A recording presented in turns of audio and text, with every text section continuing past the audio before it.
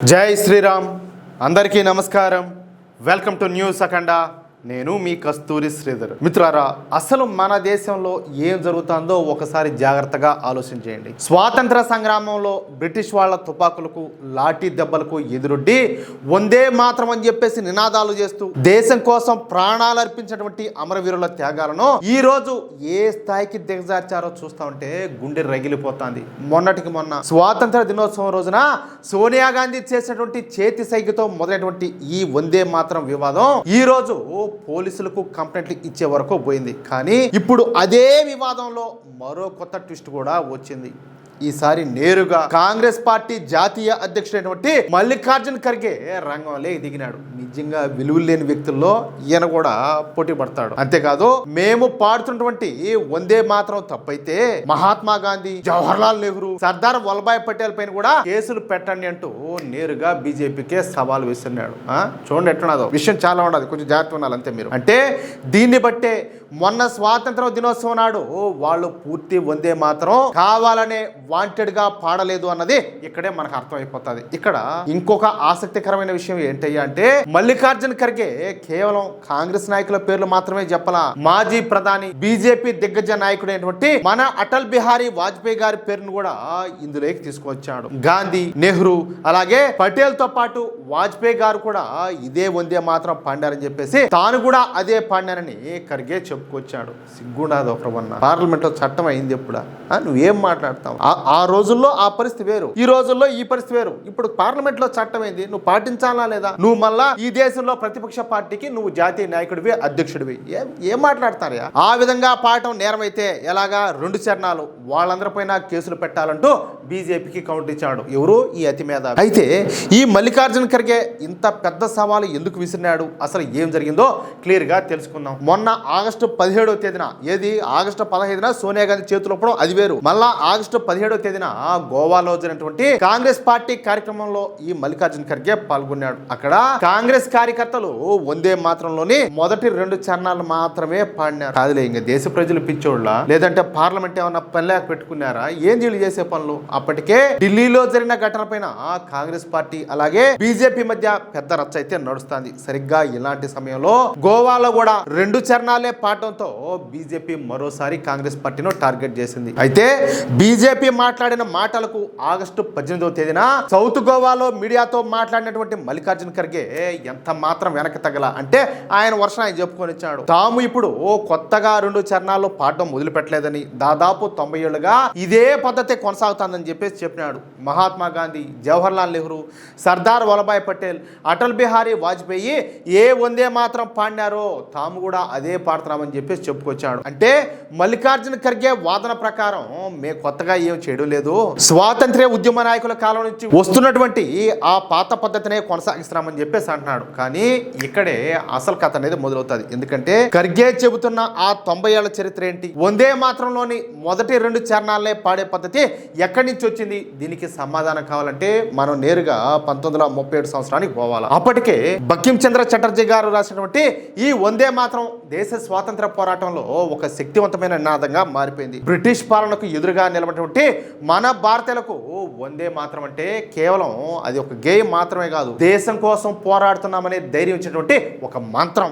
అయితే వందే మాత్రంలోని తర్వాతి చరణాల్లో మన భారత మాతను దుర్గా, లక్ష్మి, సరస్వతి రూపాలతో వర్ణించే భాగాలు ఉన్నాయి. సరిగ్గా ఈ భాగాలపైనే అప్పట్లో కొన్ని ముస్లిం వర్గాల నుంచి, ముస్లిం లీగ్ నాయకుల నుంచి అభ్యంతరాలు వచ్చాయి. ఇది స్వాతంత్రానికి ముందే. అక్కడి నుంచే కాంగ్రెస్ ముందు ఒక పెద్ద రాజకీయ సమస్య వచ్చి పడింది. ఈ వివాదం ఎంత సీరియస్ గా మారిందో చెప్పడానికి 1937 అక్టోబర్ 20వ తేదీన జవహర్లాల్ నెహ్రూ సుభాష్ చంద్రబోస్ గారు రాసినటువంటి లేఖ ఒక ముఖ్యమైనటువంటి ఆధారం. ఆ లేఖలో వందే మాత్రం విషయంలో రవీంద్రనాథ్ ఠాగూర్ తో మాట్లాడతానని చెప్పేసి నెహ్రూ చెప్పినాడు. అంతేకాదు ఆనంద మఠం ఇంగ్లీష్ అనువాదాన్ని తెప్పించుకొని చదువుతున్నానని కూడా రాశాడు. కాదులే, ఈయన పుట్టింది ఈ దేశంలోనే కదా, దానికి ఇంగ్లీష్ అనువాదం ఎందుకు? అంటే వందే మాత్రం ఏ సందర్భంలో వచ్చింది, దాని వెనక ఉన్న కథ ఏంటి, దానిపైన వస్తున్న అభ్యంతరాలు ఏంటి అన్నది అప్పటి కాంగ్రెస్ నాయకత్వం కూడా పరిశీలించింది. అక్కడితో ఈ విషయం ఆగల. ఆ లేఖ రాసిన 9 రోజుల తర్వాత 1937 అక్టోబర్ 29న కలకత్తాలో జరిగినటువంటి ఏఐసిసి సమావేశంలో జవహర్లాల్ నెహ్రూ ఈ వందే మాత్రం అంశం పైన మరింత స్పష్టంగా మాట్లాడినాడు. అంటే ఎవరితో మొదలైందో ఇది మీకు అర్థమవుతుందా? జవహర్లాల్ నెహ్రూనే మొదలుపెట్టాడు ఏది ఈ బుజ్జగింపు రాజకీయాలన్నీ కూడా. మొదటి 2 చరణాల విషయంలో పెద్ద సమస్య ఏది లేదని, తర్వాతి భాగాలను దేశంలోని చాలా ప్రాంతాల్లో సాధారణంగానే పాడడం లేదని చెప్పేసి ఈ జవహర్లాల్ నెహ్రూ వివరించాడు. చాలా ప్రాంతాల్లో అంట, చాలా మంది అంట. అప్పుడు అసలు అంటే 1937లో మన దేశంలో ముస్లిం సంఖ్య ఎంత? వాళ్ళ కోసం ఏంది బుజ్జగింపులు అంటాలే, ఏంది బుజ్జగింపులు? అలాగే తరువాతి చరణాల్లో దుర్గా, లక్ష్మి, సరస్వతి వంటి హిందూ దేవతల ప్రస్తావనలు ఉండటం పైన కొన్ని వర్గాలు అభ్యంతరం చెప్పడంతో కాంగ్రెస్ వర్కింగ్ కమిటీ మొదటి 2 చరణాలనే పాడాలని చెప్పేసి నిర్ణయించింది. అంటే ఇప్పుడు మల్లికార్జున ఖర్గే చెబుతున్న 90 ఏళ్ల లెక్క ఎక్కడి నుంచి వస్తుందో, ఎవరితో మొదలైందో ఇక్కడే మీకు క్లియర్ గా అర్థం ఏంటది. 1937లోనే ఈ చర్చ అనేది జరిగింది. అప్పుడే మొదటి 2 చరణాల విషయంలో ఈ కాంగ్రెస్ పార్టీ తన వైఖరిని అయితే స్పష్టం చేసింది. ఇప్పుడు మల్లికార్జున ఖర్గే అదే చరిత్రను బీజేపీ ముందు పెట్టి మేము కొత్తగా ఏం చేయడం లేదు అంటున్నాడు. కానీ అదే చరిత్ర ఇప్పుడు కాంగ్రెస్ పార్టీకు మరో చిక్కు కూడా తెచ్చిపెడుతుంది. ఎందుకంటే బీజేపీ అడుగుతున్న ప్రశ్న ఏంటయ్యా అంటే 90 ఏళ్లుగా ఇదే పద్ధతి పాటిస్తున్నామని చెప్పేసి చెప్తున్నారు. సరే, అసలు ఆ పద్ధతి మొదలవ్వాల్సిన పరిస్థితి ఎందుకు వచ్చింది అని అడుగుతుంది ఎవరు? బీజేపీ. అంటే ఖర్గే 90 ఏళ్ల చరిత్రను చూపిస్తూ తమ వాదనను సమర్థించుకుంటామంటే బీజేపీ మాత్రం అదే 1937 నిర్ణయాన్ని పట్టుకుని కాంగ్రెస్ ను ప్రశ్నిస్తుంది. అప్పట్లో ముస్లిం వర్గాల అభ్యంతరాల తర్వాత వందే మాత్రాన్ని మొదటి 2 చరణాలకే పరిమితం చేయడం ఎంతవరకు సరైందని చెప్పేసి నిలదీస్తుంది. అప్పుడు కూడా మెజారిటీ ప్రజలు ఎవరు అంటారులే, అంటే వాళ్ళ కోసం ఇంతమంది అభిప్రాయాలను పక్కన పెట్టాలా? కాంగ్రెస్ పార్టీ వాదన ప్రకారం దేశంలోని అన్ని వర్గాలను కలుపుకుని వెళ్లేందుకు అప్పటి జాతీయ నాయకులు తీసుకున్న నిర్ణయాన్ని ఇప్పటికీ కొనసాగిస్తారు. కానీ బీజేపీ వాదన మాత్రం మరొక రకంగా ఉండాలి. అప్పట్లో కొన్ని ముస్లిం వర్గాలు అభ్యంతరం చెప్పడంతో తీసుకున్న ఆ నిర్ణయాన్ని ఇప్పటికీ ఎందుకు కొనసాగిస్తున్నారని చెప్పేసి కాంగ్రెస్ ను ప్రశ్నిస్తుంది. ఇక్కడే ఈ కాంగ్రెస్ పార్టీ జాతీయ అధ్యక్షుడు మల్లికార్జున ఖర్గే అటల్ బిహారీ వాజ్పేయి గారి పేరును కూడా ప్రస్తావించడంతో ఈ వివాదం అనేది మరో మలుపు తిరిగింది. బీజేపీ కాంగ్రెస్ చరిత్రను ప్రశ్నిస్తా ఉంటే మీ పార్టీకి చెందిన వాజ్పేయి గారు కూడా ఇదే వర్షం పాడినారు, మరి ఆయన పైన కూడా కేసు పెడతారా అన్నట్టుగా ఈ ఖర్గే కౌంటర్ ఇచ్చాడు. అంటే తన వాదనకు గాంధీ, నెహ్రూ అలాగే పటేల్ పేర్లతో పాటు బీజేపీ మాజీ ప్రధానమంత్రి పేరునే ముందుకు తీసుకురావడం ఈ మొత్తం వివాదంలో ఒక కొత్త రాజకీయ ట్విస్ట్ గా మారింది. కానీ వాజ్పేయి గారు ఎప్పుడు కూడా సంపూర్ణ జాతీయ భావాలను, భారతీయ సాంస్కృతిక వారసత్వాన్ని గౌరవించినటువంటి నేత తప్ప వందే మాత్రం గేయాన్ని కుదించాలని చూసిన వ్యక్తి అయితే కాదు. ఇక్కడ నేను ఒక మాట చెప్తున్నా, ముందు వచ్చేసి వక్ఫ్ బోర్డు చట్టం ఉంది, దానికి ఇప్పుడు సవరణ చేశారు. అలాగే ఆర్టికల్ 370 ఉంది, దాన్ని రద్దు చేశారు. అర్థమవుతుందా? ఇప్పుడు మళ్ళీ ఈ వందే మాత్రం ఉంది, దాన్ని కూడా ఒక చట్ట సవరణ చేశారు. మరి అప్పుడంతా వాజ్పేయి గారు ఉన్నప్పుడు ఇవన్నీ కూడా ఉన్నాయి. మరి అంటే ఆయన సైలెంట్ గా ఉన్నాడని చెప్పేసి ఆయన వీటిలన్నింటినీ కూడా అంగీకరించట, ఒప్పుకున్నట్ట. ఏం మాట్లాడతాను వీళ్ళు, కొంచెమన్నా తింటారా లేదా? మరి ఇక్కడే గత 2 రోజుల న్యూస్ కు ప్రస్తుతం మనం చెప్పుకుంటున్నటువంటి అప్డేట్ కు అసలు కనెక్షన్ అనేది ఉండాలి. ఇంతవరకు సోనియా గాంధీ నిజంగానే వందే మాత్రాన్ని ఆపాలని ప్రయత్నం చేసిందా, లేకపోతే కాంగ్రెస్ పార్టీ చెబుతున్నట్టు ఈ మల్లికార్జున ఖర్గే కోసం కుర్చీ తీసుకురమ్మని మాత్రమే సైకి చేసిందా అన్నదే ప్రధానమైన ప్రశ్న.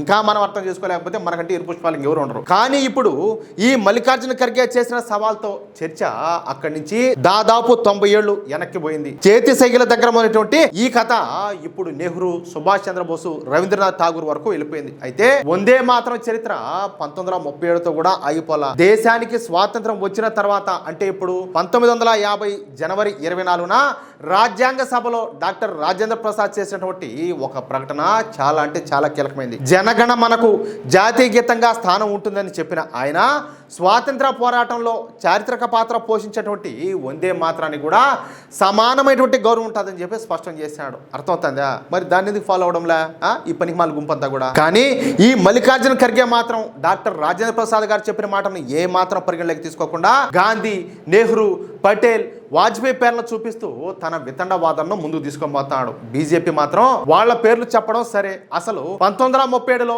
ఆ నిర్ణయం తీసుకురావాల్సిన పరిస్థితి ఎందుకు వచ్చిందని చెప్పేసి మళ్ళీ అడుగుతారు. జరుగుతుంది. ఎందుకంటే చెప్పా కదా, వీళ్ళ ఓటు బ్యాంక్ రాజకీయాలు, వీళ్ళ బుజ్జగింపు రాజకీయాలు అప్పటి నుంచే మొదలుపెట్టారు. కానీ ఇక్కడ అసలు విషయం ఏంటయ్యా అంటే అప్పటి పరిస్థితులు వేరు, ఇప్పటి పరిస్థితులు వేరు. అది ఖచ్చితంగా ప్రతి ఒక్కరు కూడా గుర్తుపెట్టుకోవాలి. 1937లో మన దేశం బ్రిటిష్ పాలనలో నడుస్తుంది. ఆనాటి రాజకీయ పరిస్థితులు, ఇబ్బందుల దృష్ట్యా అప్పటి నాయకులు ఒకవేళ ఆ నిర్ణయం తీసుకొని కూడా ఉండొచ్చు. కానీ స్వాతంత్రం వచ్చి ఇన్ని దశాబ్దాలు గడిచిన తర్వాత కూడా మన సొంత రాజ్యాంగం ప్రకారం మన దేశం నడుస్తా ఉన్నప్పుడు ఇంకా ఆనాటి 90 ఏళ్ల పాత సాకులు చూపిస్తూ ఎప్పటికీ అదే పద్ధతిని పట్టుకొని వేలాడడం ఎంతవరకు సమంజసమో ప్రతి ఒక్కరు కూడా ఆలోచన చేయాలి. అప్పట్లో అలా చేశారని చెప్పి ఇప్పుడు కూడా అలాగే చేయాలని చెప్పేసి లేదు కదా.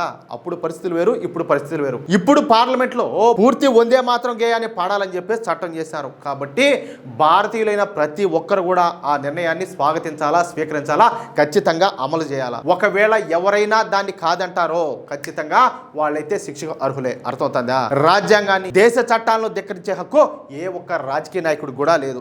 చివరగా ఒక మాట, గాంధీ పేరు చెప్పొచ్చు, నెహ్రూ పేరు కూడా చెప్పుకోవచ్చు, పటేల్ పేరు కూడా చెప్పొచ్చు, సరే వాజ్పేయి గారి పేరు కూడా చెప్పొచ్చు, బీజేపీ తన వాదన చెప్పొచ్చు, కాంగ్రెస్ పార్టీ కూడా తన వాదన చెప్పొచ్చు. కానీ వందే మాత్రం అనేది ఏ ఒక్క పార్టీ సొత్తు కాదు. అది కాంగ్రెస్ది కాదు, బీజేపీది కూడా కాదు, ఏ ఒక్క నాయకుడిది కూడా కాదు. ఈ దేశాన్ని 140 కోట్ల మంది భారతీయులది.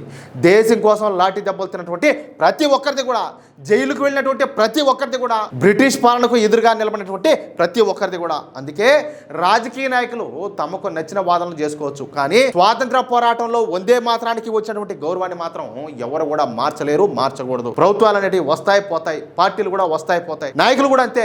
వాళ్ళేం శాశ్వతం కాదు కదా, వాళ్ళు వస్తారు పోతారు. కానీ దేశం అనేది ఉంటుంది, దేశ గౌరవం కూడా ఉంటుంది, వందే మాత్రం కూడా ఉంటుంది, ఉండాలి కూడా. అది అసలు విషయం. అయితే మిత్రులారా, ఈ న్యూస్ కనుక మీకు నచ్చినట్లయితే వెంటనే ఈ వీడియోని లైక్ చేసి మీ మిత్రులకు అందరికీ షేర్ చేయండి. అలాగే ఈ వీడియో పైన మీ అభిప్రాయం ఏంటో ఖచ్చితంగా వందే మాత్రం అంటూ కామెంట్ చేయండి. అలాగే ఇంతవరకు మీరు కనుక మన ఛానల్ని సబ్స్క్రైబ్ చేసుకున్నట్లయితే ఖచ్చితంగా ప్రతి ఒక్కరూ మన ఛానల్ని సబ్స్క్రైబ్ చేసుకోండి, సపోర్ట్ చేయండి ప్లీజ్. జై శ్రీరామ్, జై హింద్, భారత్ మాతాకి జై.